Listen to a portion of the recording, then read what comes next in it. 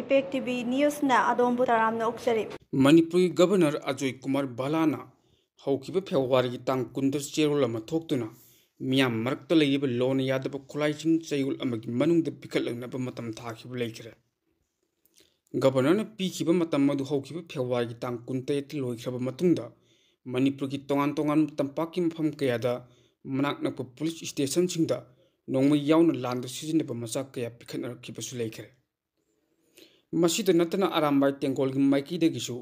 ꯃꯈꯣꯏꯅ ꯁꯤꯖꯤꯟꯅꯔꯝꯕ ꯅꯣꯡꯃꯩ 293 ꯑꯍꯥꯟꯕ ꯕꯠꯇꯥꯂꯤꯌꯟ ꯃꯅꯤꯄꯨꯔ ꯔꯥꯏꯐꯜꯗ ꯄꯥꯡꯊꯣꯛꯈꯤꯕ ꯊꯧꯔꯝ ꯑꯃꯗ ꯂꯩꯉꯥꯛꯇ ꯈꯨꯠꯁꯤꯟꯅꯕ ꯂꯩꯈ꯭ꯔꯦ꯫ ꯅꯣꯡꯃꯩꯗ ꯅꯠꯇꯅ ꯕꯨꯂꯦꯠ ꯄ꯭ꯔꯨꯐ ꯖꯦꯀꯦꯠ, ꯍꯦꯜꯃꯦꯠ, ꯈꯣꯡꯎꯞ ꯌꯥꯎꯅ ꯑꯇꯩ ꯄꯣꯠꯂꯝ ꯀꯌꯥꯁꯨ ꯈꯨꯠꯁꯤꯟꯅꯕ ꯑꯗꯨꯗ ꯌꯥꯎꯈꯤ꯫ ꯑꯔꯥꯝꯕꯥꯏ ꯇꯦꯡꯒꯣꯜꯒꯤ ꯂꯨꯆꯤꯡꯕꯁꯤꯡꯅ ꯃꯅꯤꯄꯨꯔ ꯒꯕꯔꯅꯔ ꯑꯖꯣꯏ ꯀꯨꯃꯥꯔ ꯕꯥꯂꯥꯒ ꯎꯅꯔꯨꯔꯕ ꯃꯇꯨꯡꯗ ꯌꯥꯅꯈꯤꯕ ꯋꯥꯐꯝ ꯈꯔꯒꯤ ꯃꯇꯨꯡ ꯏꯟꯅ ꯃꯈꯣꯏꯅ ꯁꯤꯖꯤꯟꯅꯔꯝꯕ ꯅꯣꯡꯃꯩꯁꯤꯡ ꯑꯗꯨ ꯂꯩꯉꯥꯛꯇ ꯄꯤꯈꯠꯂꯛꯄꯅꯤ ꯍꯥꯏꯅ ꯑꯔꯥꯝꯕꯥꯏ ꯇꯦꯡꯒꯣꯜꯒꯤ ꯃꯥꯏꯀꯩꯗꯒꯤ ꯐꯣꯡꯗꯣꯛꯈꯤꯕꯁꯨ ꯂꯩꯈ꯭ꯔꯦ꯫ ꯌꯥꯅꯈꯤꯕ ꯋꯥꯐꯝꯁꯤꯡ ꯑꯗꯨꯒꯤ ꯃꯅꯨꯡꯗ ꯑꯔꯥꯝꯕꯥꯏ ꯇꯦꯡꯒꯣꯜ ꯒꯕꯔꯅꯔ ꯎꯅꯕ ꯑꯗꯨꯗ ꯃꯈꯥ ꯇꯥꯅ ꯀꯨꯀꯤꯁꯤꯡꯅ ꯃꯤꯆꯝ ꯃꯤꯌꯥꯝ ꯃꯔꯛꯇ ꯅꯣꯡꯃꯩ ꯀꯥꯞꯁꯤꯟꯍꯜꯂꯔꯣꯏ, ꯂꯣꯏꯅꯅ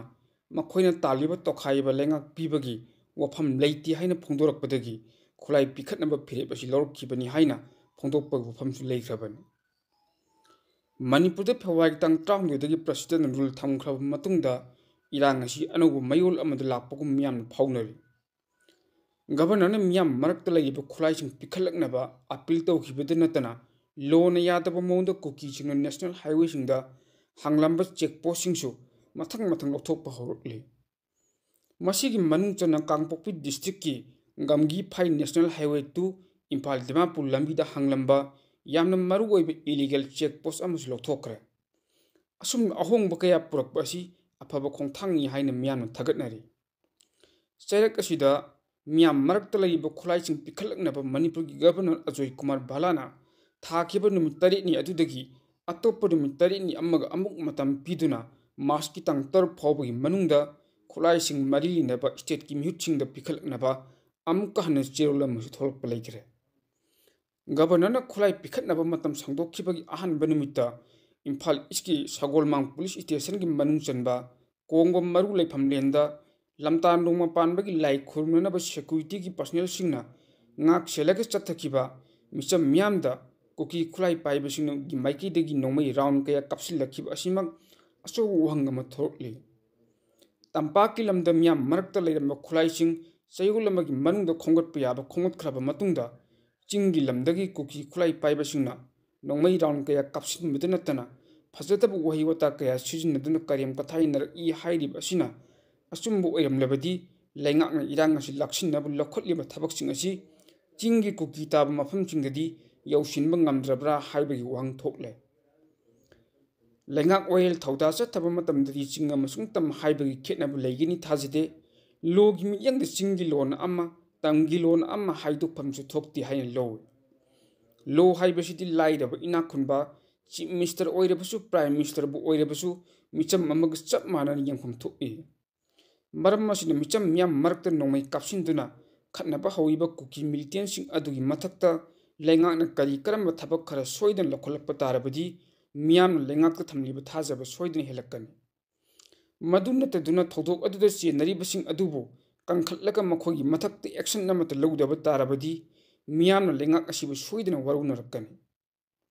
ꯊꯧꯗꯣꯛ ꯑꯗꯨꯒ ꯃꯔꯤ ꯂꯩꯅꯅ ꯃꯤꯑꯣꯏ 4ꯔꯣꯝ ꯐꯥꯒꯠꯂꯦ ꯍꯥꯏꯔꯤꯕ ꯑꯁꯤꯅ ꯑꯆꯨꯝꯕ ꯑꯣꯏꯔꯕꯗꯤ ꯂꯩꯉꯥꯛꯁꯨ ꯊꯕꯛ ꯈꯔꯗꯤ ꯇꯧꯔꯤ ꯍꯥꯏꯕꯗ ꯊꯣꯏꯅ ꯂꯥꯜꯂꯣꯏ ꯈꯜꯂꯤ꯫ ꯂꯝꯗꯝ ꯑꯁꯤꯗ ꯏꯪ ꯇꯞꯄ ꯑꯃꯁꯨꯡ ꯃꯍꯧꯁꯥꯒꯤ ꯐꯤꯕꯝꯗ ꯍꯟꯖꯤꯜꯍꯟꯅꯕ ꯍꯣꯠꯅꯕꯗ ꯂꯩꯉꯥꯛꯇ ꯃꯤꯌꯥꯝꯅ ꯊꯝꯂꯤꯕ ꯊꯥꯖꯕ ꯑꯁꯤ ꯃꯥꯡꯍꯟꯗꯅꯕ ꯒꯕꯔꯅꯔꯅ ꯁꯣꯏꯗꯅ ꯍꯣꯠꯅꯔꯛꯀꯅꯤ ꯍꯥꯏꯕꯒꯤ ꯃꯤꯌꯥꯝꯒꯤ ꯊꯃꯣꯏꯗ ꯂꯩꯔꯤꯕꯅꯤ ꯍꯥꯏꯖꯅꯤꯡꯏ꯫ ꯃꯔꯝ ꯑꯁꯤꯅ ꯃꯤꯌꯥꯝꯒꯤ ꯏꯍꯨꯜ ꯈꯪꯅ ꯊꯕꯛ ꯇꯧꯕꯤꯌꯨ ꯍꯥꯏꯕꯁꯤ ꯃꯤꯌꯥꯝꯒꯤ ꯑꯄꯥꯝꯕꯅꯤ꯫ ꯍꯤꯔꯝ ꯑꯁꯤꯒꯤ ꯃꯇꯥꯡꯗ ꯅꯥꯀꯜ ꯑꯃꯔꯣꯝꯗꯅ ꯃꯅꯤꯄꯨꯔꯒꯤ ꯍꯧꯖꯤꯛ ꯍꯧꯖꯤꯛ ꯑꯣꯏꯔꯤꯕ ꯁꯦꯀ꯭ꯌꯨꯔꯤꯇꯤꯒꯤ ꯃꯇꯥꯡꯗ ꯗꯤꯜꯂꯤꯗ ꯃꯤꯐꯝ ꯄꯥꯡꯊꯣꯛꯈ꯭ꯔꯦ꯫ ꯃꯥꯔꯆꯀꯤ ꯇꯥꯡ 9ꯗꯒꯤ ꯅꯦꯁꯅꯦꯜ ꯍꯥꯏꯋꯦꯁꯤꯡꯗ ꯑꯌꯦꯠ ꯑꯄꯟ ꯑꯃꯠꯇ ꯌꯥꯎꯗꯅ ꯃꯤꯄꯨꯝ ꯈꯨꯗꯤꯡꯃꯛ ꯆꯠꯊꯣꯛ ꯆꯠꯁꯤꯟ ꯇꯧꯕ ꯌꯥꯍꯜꯂꯒꯅꯤ ꯍꯥꯏꯅ ꯍꯣꯝ ꯃꯤꯅꯤꯁꯇꯔ ꯑꯃꯤꯠ ꯁꯥꯍꯅꯁꯨ ꯐꯣꯡꯗꯣꯛꯄ ꯂꯩꯈ꯭ꯔꯦ꯫ ꯃꯅꯤꯄꯨꯔꯗ ꯄ꯭ꯔꯁꯤꯗꯦꯟꯠ ꯔꯨꯜ ꯊꯝꯈ꯭ꯔꯕ ꯃꯇꯨꯡꯗ ꯌꯨꯅꯤꯌꯟ ꯍꯣꯝ ꯃꯤꯅꯤꯁꯇꯔ ꯑꯃꯤꯠ ꯁꯥꯍꯅ ꯊꯧꯕꯨ ꯑꯣꯏꯗꯨꯅ ꯗꯤꯜꯂꯤꯗ ꯃꯅꯤꯄꯨꯔꯗ ꯍꯧꯖꯤꯛ ꯍꯧꯖꯤꯛ ꯊꯣꯛꯂꯤꯕ ꯁꯦꯀ꯭ꯌꯨꯔꯤꯇꯤꯒꯤ ꯐꯤꯕꯝꯒꯤ ꯃꯇꯥꯡꯗ ꯑꯍꯥꯟꯕ ꯁꯦꯀ꯭ꯌꯨꯔꯤꯇꯤ ꯔꯤꯚꯤꯌꯨ ꯃꯤꯇꯤꯡ ꯄꯥꯡꯊꯣꯛꯇꯨꯅ ꯇꯣꯉꯥꯟ ꯇꯣꯉꯥꯟꯕ ꯋꯥꯐꯝ ꯀꯌꯥ ꯈꯟꯅꯈꯤꯕ ꯂꯩꯈ꯭ꯔꯦ꯫ हाइरिबा सिक्योरिटी सिचुएशन रिव्यू तौखिबा अदुदा Manipur governor Ajay Kumar Bhalla, security adviser Kuldeep, chief secretary Manipur police की डीजीपी अमदी अतई मणिपुर गवर्नमेंट की टॉप ऑफिशियल अमदी आर्मी पैरामिलिटरी फोर्स की लुचिंगबसिंगसु सरुक याखी। मिफम अदुना कुमजा 2023 की मे थागी ममांगदा लेरंबा मणिपुर की फिवम अदुदा हंजिननब अकनब मिंग संगबग लोइनना तोंगान तोंगान मुलुप कयाना नमदुन लौखिबा खुलाइसिंग की मतंग खन्ना नैनखिबग लोइनना मणिपुर की मनुंग चलिब नेशनल हाईवे याउना लंबी चथोक चसिन तौबद अपीबा अपन पीबसिंग मथक्ता अकन एक्शन लखोटनबा union home minister Amit Shah ने फोंदोखिबग लोइनना लाइबा मार्च की तांग निपानदगिदी मणिपुर की नेशनल हाईवे सिंग मिपुम खुदिमकना अयित अपन अमति याउदना चथोक चसिन याहन्ननबा union home minister Amit Shah ने मरी लिनबसिंग खंगहनखरे हाय। मणिपुर थोलिब इरांग असिगी मतंग खन्ना नैनबगी मनुंग चन्ना इम्फाल इसके सगोलमांग पुलिस स्टेशन की मनुंग चनबा कोंगो मरु लेफम लेंद कुकी मिलिटेंट सिंगना नोंमै कपसिलखिब अदुगी मतंगदसु मणिपुर गवर्नर की माइकैदगी वफम कया पोखत की हाइनसु अनऑफिशियल ओइबा पाव मना हाइरे। मसिग मरी लिनना गवर्नरना हाइखिबा पौताक की मतुंगिना हौजी हौजी मक्सु तोंगान तोंगानबा पुलिस स्टेशन सिंगदा खुसु खुलाइसिंग कया लेप्तन पिखतनरक लेप्त्रे। लमदमसिगी तोंगान तोंगान पुलिस स्टेशन सिंगदा खुसु खुलाई कया लेप्तन पिखतनरली पुलिस तगी फंगबा पाव अमगी मतुंग इना इम्फाल ईस्ट डिस्ट्रिक्ट की मनुंग चना लेबा लमलाई पुलिस स्टेशन दा खुसु खुलाई कया पिखलखरे। खुलाइसिंग अदुदी .380 की इंची मार्क 2 रिवॉल्वर कार्टिएज 28 यावबा पैकेट 34 मार्क 38 टियोडियर 13 5.56 mm काप्पा यारिबा नोंमै मरु मरी 7.62 की mm काप्पा यारिबा नोंमै मरु तरुक 36 हैंड ग्रेनेड अमा सिंगल ग्रेनेड अमा WP ग्रेन नंबर IT अमा टियर स्मोक सेल अमा शक्तिमान 32 एक्सप्रेस की MT केस 9 5.56 mm की MT केस कुल हुमदोय 7.62 की MT case 13 bullet proof jacket अहुम magazine post अमा बाउफेंग रेडियो हैंडसेट अनि अमदी मिलिटरी हेलमेट अमगनी हाइरे। अमरोमदा डिस्ट्रिक्ट असिमकी पोरमपाट पुलिस स्टेशन दसु एनफील्ड 303 राइफल अमदी 36 हैंड ग्रेनेड अहुम पिखलकी हाइरे। नकलमरोमदा कांगपोक्पी डिस्ट्रिक्ट की वकत विलेज की कुकी विलेज वॉलंटियर सिंगनसु सगोलमांग पुलिस स्टेशन दा 28 अमसुंग 16 सुबा असम राइफल की खुथांगदा खुसु खुलाई कया पिखलखरे हाय। खुलाइसिंग अदुदी लोकल मेड लेथोड गन अमा लोकल मेड राइफल अहुम लोकल मेड SBL अनि लोकल मेड इम्प्रोवाइज गन मंगा लोकल मेड इम्प्रोवाइज लॉन्चर तरुक अंगांग मचुगी 32 गोस्ट इम्यूनेशन 9 अंगांग मचुगी मिस फेयर ओइरबा 32 गोस्ट इम्यूनेशन अनि अंगौबु मचुगी 32 गोस्ट इम्यूनेशन 10 अंगौबु मचुगी मिस फेयर ओइरबा 32 गोस्ट इम्यूनेशन अम्मा KF हाइना थाबा ब्राउन मचुगी 32 बोरेस्टा मंगा इम्यूनेशन 3 लोकल मेड ग्रेनेड अनि लोकल मेड सेल अहुम बायोपेक हैंडसेट अनि अमदी एरियल अमदी बैटरी याउदबा बायोपेक हैंडसेट अनि हाय। लम्फे पुलिस स्टेशन दसु खुलाई कया मम पिखलखी हाइबा खुलाइसिंग अदुदी मैगजीन याउब SLR नोमी अमा मैगजीन याउब 303 राइफल अमा मैगजीन याउब MA कार्बाइन अमा DBBL गन अमा SBBL गन अमा 36 हाई एक्सप्लोसिव ग्रेनेड मंगा ट्यूब लेंचिंग तरुक अहांब कार्बाइन मैगजीन अमा अहांब इंसास की मैगजीन अमा anti riot smoke bomb अहुम 7.62 mm की मरु मरी 5.56 की mm की मरु मरफू हुमदोय अमदी मेमोफ्लेक्स टुपी मंगानी हाइरे। डिस्ट्रिक्ट असिमकी पासोय पुलिस स्टेशन दसु कंट्री में सिंगल बैरल नोंमै अहुम एयर गन अमा 36 हैंड ग्रेनेड अमा कैन्यूट वायरलेस हैंडसेट अनि बायोपेंग वायरलेस हैंडसेट अहुम वायरलेस सेट चार्जर अहुम स्टार्टिंग ग्रेनेड मई हेमलेट अहुम बुलेट प्रूफ जैकेट 3 अमदी बुट जुरा अनि हाइरे। अमरोमदा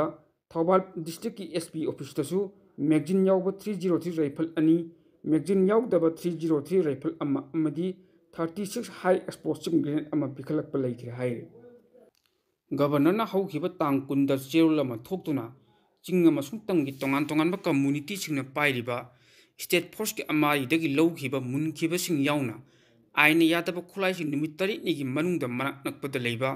पुलिस स्टेशन पुलिस आउटपोस्ट अमसुंग सिक्योरिटी पोस्टिंगदा voluntarily ओइने पिखतनब अपील तौबु लेख्रबन पीरिबा मतम असिगी मनुंगदा खुलाई सरेंडर तौरपसिंगी मथक्ता करिंगमा मखल अमतगी एक्शन लौरोय अदुबु मतुंग तरपदा खुलाई पैरम थेंगनरबदी आइनगी ओइबा मतिक चाबदंदी पीगनी हाइना खंगनखिब लेख्रबन गवर्नर पीखिब नुमित तरेटनिगी मतम अदुगी अरोइबा नुमित्ता अरामबाई तेंगोलनि यामलबु खुलाइसिंग गवर्नमेंट पिखतखिबनी मसिगी ममांगदसु तोंगान तोंगान पुलिस स्टेशन पुलिस आउटपोस्ट अमसुंग सिक्योरिटी फोर्ससिंगदा खुलाइसिंग पिखतनब याउरे गवर्नर खुलाई पिखलकनब अपील तौख्रब मतुंगदा इहान हाना पुलिस स्टेशन वॉलंटरीली ओइना खुलाई पिखतखिबसिना कक्सिंगनी अदुगा अहानबोइना तांग कुनमथोइगी नुमिदांगदा कक्सिंग डिस्ट्रिक्ट की पुलिसदा 303.303 राइफल अमा मैगजीन अमा काप यारिबा मरु त्राहुमदोय बीपी बेस मरी बीपी प्लेट मंगा अमसुंग हेलमेट मरी पिखतखिबन कक्सिंग दे पिखतपा हौख्रब मतुंगदा तांग कुनिथोइदसु कांगपोक्पी डिस्ट्रिक्ट की सपर मैना पुलिस स्टेशन की ओसी इम्फाल ईस्ट डिस्ट्रिक्ट की सगोनमाम पुलिस स्टेशन अमसुंग चुराचांदपुर डिस्ट्रिक्ट की बुइबोंग विलेज दा तोंगान तोंगान मखल खुलाइसिंग पिखतनखिब लेख्रबन तांग कुनमथोइदगी कुनतेर की नुमिदांग पुंग तरुक फावबगी चिंग अमसुंग तमदा पुन्ना खुलाई 552 पिखतखि मसिगी मनुंगदा चनीगी 93 अरामबाई तेंगोलना तांग कुनतरेत अहानब मणिपुर राइफल्स पिखतखिब अदुनी खुलाई 552 की मनुंगदा चामरीगा कुंथा तरेटना तंपाकता अदुगा 54 चिंग पिखलखिबनी खुलाई पिखतपसी चिंगा तंग येंगनबदा तमदनी हेली चिंगददी इपी पिखत्रिबगुंबनी चिंगी ओइना खुलाई मसिंग यामना पिखलखिबसी हौखिबा तांग कुनिथोइदा चुराचांदपुरदा तोंगान तोंगान मखलगी खुलाई 19 पिखतखिबा अदुनी चुराचांदपुरगी अदुंगलबा मसिंग यामलबा खुलाई पिखतपा अमुक्ति यावखिद्री कुकी जो कम्युनिटी की खुत्ता स्टेट फोर्स की अमाईदगी लौखिबा मुनखिबि याउना आइना यादब खुलाई मयाम अम लई हाइबा मियामना इखंग खंगनर वफमनी गवर्नमेंटसु अदुम खंगनमगनी खल्ली तंपाकता थोपगुम कुकी जोगी एरियादसु स्टेट फोर्स की अमाईदगी खुलाई लौखिबा मुनखिबगी थौदोकसिंग अदुम थोखिबनी मसिगिसु मथक्ता खुलाई लरोनबसिंगदगी तोंगान तोंगान मखलगी खुलाई कया अमसु लाइसिल्लंबा याबगी चिंगनबा लेनदबसु नत्ते कुकीजो कम्युनिटी की पैसा की अवाटप लेबा कम्युनिटी सुनते कुकीजो कम्युनिटी खुद स्टेट फोर्स की अमारीदगी लौखिबा मुनखिबि याउना तोंगान तोंगान मखलगी नोंगै मयाम अमा लेरमगनी हाइबसी मियांगui थाजनबन अदुबो हौजिक फावबद सुपनगी खुलाई 54 हेना पिखलकप लेत्रि हौजिक फावबद 54 हेना पिखलक्त्रिबसी पिखलोय हाइने थवैना पिखत्तब ओइरमलोय हाइनिंगा लेते कुकीजोगी VBCC हाइबदी विलेज वॉलंटियर कोऑर्डिनेटिंग कमिटीना डिमांड मरी फंगदी फावबदी खुलाई थदोकलोय हाइना फोंदोकपसु लेग्रबन मखोगी डिमांडसिंग अदुना कुकीजो ट्राइबलसिंगना खुंदाब मफमसिंगी ओइना सेपरेट एडमिनिस्ट्रेशन लेजिस्लेटिव पावर लेबी यूनियन टेरिटोरी पीबा कुकीजोना खुंदाब मफमसिंगदगी मणिपुर पुलिस लौथोकपा मैतैसिंग लुट तौखिबा खुलाइसिंग लोइनमक सरेंडर तौहनबा अमसुंग कुकीजो विलेज वॉलंटियरसिंगदा लीगल प्रोटेक्शन पीबा हाइबसिंग असिने हाइरिबा डिमांडसिंग असि फंगद्रि फावबदी कुकीजो कम्युनिटीदा लेरिबा आइना यादब खुलाइसिंग पिखलोय हाइबगी फिरेप अदुनी हौजिक VBCC ना लौरिबा फिरेप असि मखोइना तालिबा डिमांडसिंग असि मैतैदा तानबदी नत्ते सेंटरदा तानबनी अदुबु सेंटरदा डिमांड तानबदा मैतैदा मखाताना लंदारकदौरिब्रा हाइबगी मिपाइबा लेतबदी नत्ते अदुना सेंटरदा मैतैसि ngak सिननब अकनब थबुक लखटपग लोइनना कुकीजो कम्युनिटी की खुत्ता लेबा आइना यादब खुलाइसिंग असिसु अमत चिथतना फागतनब अकनब थबकसिन लखटपम थोए मलेमगी तोंगान तोंगान मफमने थोकप थौदोक वथोकसिंगबो मियामदी योहनदुना मियामगी मिटनकोंग ओहेलिबा इपाक टीवी न्यूज हाइब न्यूज नेटवर्किंग यूट्यूब चैनल अमदी फेसबुक पेज असिबो अदोमना लाइक शेयर कमेंट फॉलो अमदी सब्सक्राइब तौबिदुना तुम कोई मियांगगी सेवा तौब ngamnanaba सपोर्ट तौबियो हाइजरे।